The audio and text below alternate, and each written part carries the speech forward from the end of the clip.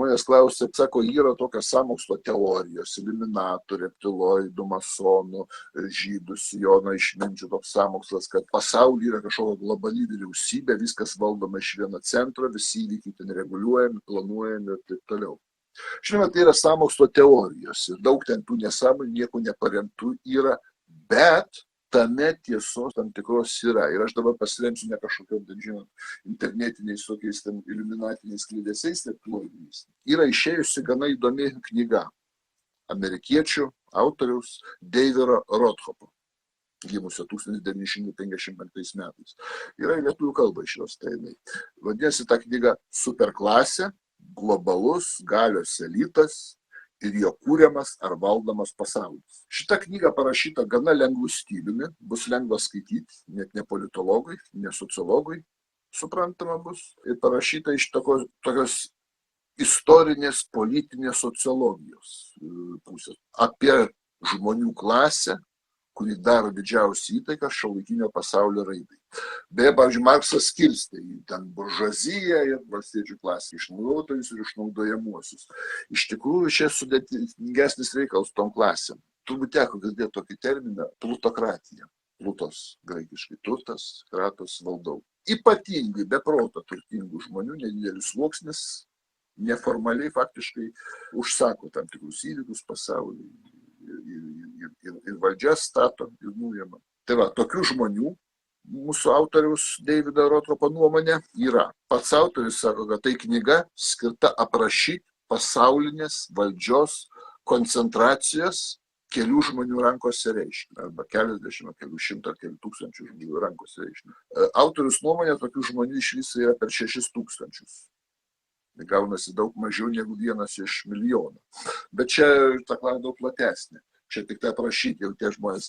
Kiekvienas jų turi savo artimuosius giminės, savo vaikus, savo sutuoktinius, savo brolius, savo pusbrolius, dėdės ir taip toliau, kurie irgi jiem padeda, jais pasitikė jie. Taip pat yra draugai kažkokie patikėtiniai, kurie tame dalyvauja. Susiformuoja ypatingai turtingų žmonių superklasė. Superklasė žmonės, kurie turi ypatingą valdžią ir galią. Milijonierius to turi 3, 5 ar 15 milijonų. Tai jiem tas pats yra tas pats bomžas. Ir niekas, žmogus, kuris turi tokią valdžią, kur realiai ant sąskaitos ten turi, sakykime, 30 kokių milijardų, o įtaką turi dar, kur tiesiogiai nepiln, bet valdžia turi dar ant turto, kuris dar trilijonais matuojamas, tai čia žinoma, tai yra, aišku, milijonierius jiems yra niekas, tas pats bomžas. Ar benamis, ar milijonierius, tai čia nebeskiria. Šitą superklasę, anot autorius, sudaro valstybių vadovai. Tačiau, žinoma, ne visų valstybių ir ne visi vadovai. Tik tam tikrų valstybių, gana įtakingų valstybių, įtakingi lyderiai ir taip toliau. Stambiausių pasaulio korporacijų generaliniai direktoriai. Svarbiausių pasaulio medijų magnatai. Milijardieriai, ne milijonieriai, milijardieriai. Ir tai ne visi, tik tai stambesnieji milijardieriai. Milijardierių nelygus. Tu gali turėti 200 milijardų ir tu gali turėti 1 milijardą ar 2. Skirtumas labai didelis, milžiniškas. Ta klasė eina padidintos rizikos fondų vadybininkai, neviešųjų kapitalo rinkų investuotojai, didžiausių karinių pajėgų svarbiausi vadai, keli didžiausių bažnyčių religijų lyderiai, tokie kaip, pavyzdžiui, Romos popiežius arba musulmonų šiitų izmaelitų yra tokia sekta. Jie turi Agachaną savo tokį kaip popiežių. Jis yra labai įtakingas, ten 20 milijonų tų izmaelitų valdo Agachanas milijonierius pats, bet to visos tos religijos turtas irgi jo yra disponuojamas ir pakankamai įtakingas. O tokie lyderiai yra. Taip pat saujelė visame pasaulyje pripažintų ir išpopuliarėjusių rašytojų. Saujelė pasaulyje pripažintų ir išpopuliarėjusių mokslininkų, menininkų. O taip pat tarptautiniu mastu veikiančių organizuotų nusikalstamos struktūrų svarbiausi vadai. Jūs tam tikrą prasme yra legalizavęs. Tai patys įtakingiausi ir turtingiausi žmonės, turintys daugiausia valdžios ir turto. Pats autorius, aišku, nepriklauso šitai klasiai, bet jis labai gerai ją pažįsta, nes kadaise ėjo nemenkas pareigas globalaus finansų verslo struktūrose. knygos rašymo metu užėmė tarptautinės konsultacinės firmos prezidento pareigas bei dėstė keliose Jungtinių Amerikos valstijų aukštojo mokslo institucijose. Viena iš jų Kolumbijos universitete, kuris gana autoritetingas. Tai va, superklasė, kaip rodo jos išvardinta struktūra, nėra ar negali politiškai ir idėjiškai būti vieninga. Kadangi tai yra skirtingi žmonės, skirtingos valstybės, skirtingų vieni religiniai veikėjai, kiti galbūt milijardieriai, ateistai ar dar kažkas, vieni vienų religijų, kiti kitų.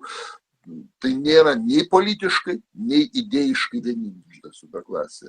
Ir žinoma, jo labiau slaptai veikiančių kažkokių žmonių klasę, kaip kokia mafija, kaip kokia sekta veikianti, kaip kad rodosi įvairių sąmokslų kūrėjams ir sekėjams šitų teorijų. Tačiau juos kai kas vienyje. Yra bendrų tikslų. O vienyje visų pirma interesas. Visi jie, tu vartyk vienai par kitai, kaip tik nori, bet visi jie nori savo valdžią ir galę išlaikyti ir didinti. Bet šitas interesas juos jungia ir vienyje. Bendras tikslas tam tikras atsiranda. Nors gali būti ir politinės pažiūros skirtingos, ir idėjos, ir pasaulėžiūra. Bet šitą vieną tikslą turi. Tam dėl jo jie gali susivienyti bent jau kai kuriais klausimais. Bet pastaruoju metu šitą klasę tapo ekonominio neoliberalizmo doktrinos rėmėja ir platintoja. Šitas sako būtent tas amerikiečių autorius, apie kurį kalba Davidas Rotapas savo knygai Neoliberalizmo doktrina. Būtent šitos klasės yra remiama ir platinama. Kodėl? Autorius sako, ši doktrina šiandien nesąmoningai tapo daugumos paprastų žmonių, beje ir Lietuvoje, mąstymo ir realybės matymo būdų. Šiandien žmogus to pasaulėlį suformuota toks neoliberalizmas. Žmogus pasaulį būtent per šitą ideologiją supranta. Autorius sako, šitos doktrinos neoliberalizmo esmė yra ta, kad valstybė yra tik įrankis, o valstybių teritorijos yra tik resursai ir rinkos. Pagal tai žiūrime. Iš šito taško žiūrima į valstybės, į teritorijas ir valstybių gyventojus. Tinka įrankis, palaikysim šiandien, nebetitinka įrankis, panaikinsim, o gyventojų ir teritorijoje tik resursai ir rinkos. Iš ekonominio taško žiūrima. Žinoma, dauguma paprastų žmonių šito nesuvokia. Yra daug gražių žodžių, liberalizme apibūdinama. Kiekviena ideologija, žalumynais įvairiausiais žiedeliais papuošiama, kad gražiai skambėtų. Kaip žmogus jos nepraris, jeigu neatrodys tinkamas masalas. Bet realiai jos esmė yra taip. Žmonės ir teritorijos valstybė yra tik tai rinkos ir resursai. O valstybė tik instrumentas kažkokių didesnių biznio korporacijų ar įtakos grupių rankose pasaulyje mastu veikiančių. Ir kad lengviau būtų šitą ideologiją prastumti žmonėms, jie bando grįsti, apkaišyti visokiais, papildyti jokiais tautiniais, patriotiniais šūkiais. Ir taip daroma ne tik dabartiniai Lietuvoje. Lietuvoje mes tai labai gražiai matom, bet visur. Tos pačios Jungtinės Amerikos valstijos irgi, tik tai be abejo, skirtingais būdais ten, priklausomai nuo šalies susiformavusios politinės kultūros, šalies vietos, hierarchinį pasaulio, geopolitiniai sąrangai. Tai turi su savais tokiais niuansais, bet iš esmės ta pati doktrina visur dominuoja. Nors sąmokslo teorijas apie neva iš vieno super slapto kažkokio centro valdomą pasaulį iš tikrųjų yra pasaka, autorius to sutinka. Šitą pasaką apie sąmokslo teorijas visiškai nepavojingos globaliai valdžiai, netgi savotiškai ją stiprina. Netgi neslepiamas faktas ir nepaneigiamas yra. Dauguma strateginę reikšmę turinčių politinių klausimų tarptautiniais, o neretai ir nacionaliniu lygmeniu, svarstomi šešėliai, saugantis pašalinių, saugantis viešumos. Ir niekaip nekvestionuojami. Ne viskas viešai diskutuojama, svarstama ir visi sprendimai parodomi. Yra daug kas daroma po kilimu, už uždarų durų šešėlyje. Susirenka tas, kas turi įtaką, galią, tas, nuo kurio priklauso pasaulyje, nuo tų žmonių, kurių priklauso pasaulyje vykstantis procesai, kurie turi valdžią ir pinigus didelį. Renginiai. Tai ir Davosas, ir ta garsioji Bilderbergo grupė, ir ta trišalė komisija, ir Bohemia Grove, ir taip toliau, ir taip toliau. Viso tokie susivienimai, kurios rengia tam tikrus renginius. Ir tuose renginiuose, konferencijose, kažkokiuose ar simpoziumuose svarstomi klausimai, O taip pat svarstymo metu gimsta neformalios rekomendacijos pasaulio raidai. Ten priima kažkokias išvadas, reziumė, kažkokias rekomendacijas pasaulio mastu. Ir šitos rekomendacijos pasaulio raidai daro labai didelę įtaką.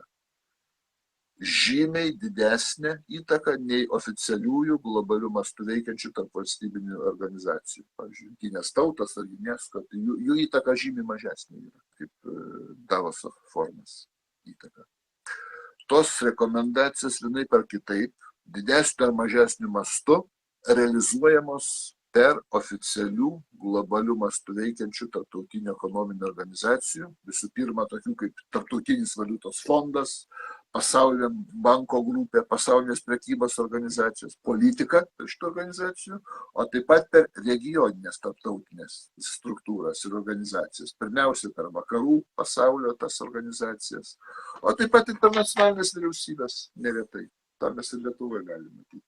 Tokios neformalios globalios valdžios buvimas riboja nacionalinių vyriausybių veiklą. Net vidaus politikos srityje, teigia autorius. To dauguma paprastų žmonių nesupranta. Ir to nesupranta net labai daug masinės informacijos srityje dirbančių žmonių. Žinoma, riboja nevienodų mastų tas ribojimas, o priklausomai nuo valstybės vietos geoekonominiai pasauliniai struktūrai ir geopolitinės galios sąrangai. Yra valstybės įtakingos, stiprios, turtingos, didelės, jas mažiau veikia, mažiau jų suverenitetą riboja. Kuo valstybė mažesnė, neturtingesnė, tuo labiau jinai priklauso nuo šitų tarptautinių įvairiausių struktūrų. Ir tuo mažiau ta valstybė yra savarankiška, sako autorius. Tai dabartinis neformalios globalios valdžios politinis kursas, nepaisant jo viešajam diskursui nuolat reiškiamo rūpesčio žmogaus teisėmis, žmogaus laisvėmis, liberalios demokratijos plėtra, iš tikrųjų yra tik tai priedanga, tik dūmų uždanga. Žmogaus tos teisės susiveda tik tai į specifinių mažumų teisės. Tokia yra susiaurinta žmogaus teisų samprata. Teisės tai nėra tik tai keisti lytis arba seksualinės orientacijas. Teisė turėtų būti žmonėms į orų atlyginimą, į darbą kažkokį, į pragyvenimą, į saugumą, o didžioji dauguma pasaulio neturi to. Nei oraus atlyginimą, nei oraus pragyvenimą, nei normalių gyvenimo sąlygų, nei sanitarinių sąlygų, nei normalios valdžios, nekorumpuoti. Bet čia šitas teisės nesudaroma, dėl šito nekovojama, bet kovojama dėl kažkokios orientacijos. Žmogus nori pasikeisti savo lytį, pasidaryti operaciją ir dabar kovoja visas pasaulis dėl to paprasčiausiai. Bet kitas, kad galėtų du gėjai susituokti. Ar dvi lesbietės.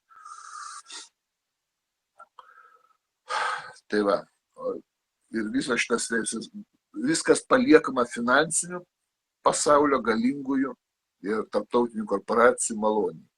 Jos tvarko socialinės masių teisės. Kur tai veda? Toks procesas. Visa tai veda pirmiausia prie vis didesnio masių nusivylimą demokratiją. Demokratija nusivylimas yra didelis.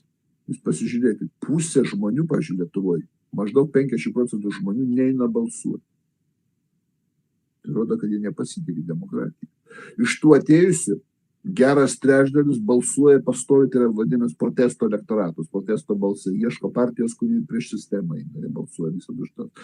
Per rinkimus kažkokią partiją ateina, važiuoja kaip Žemaitaičio atvejais. Mes prieš sistemą, mes viską, nors nėra tiek labai prieš sistemą, bet daugiausia buvo retorikos ir žmonės vis bando, ieško vis kažkokio naujo. Čia nusivylimo demokratija pasekmė. Ir ne tik Lietuvoje. Senosios demokratijos šalyse irgi tas pats.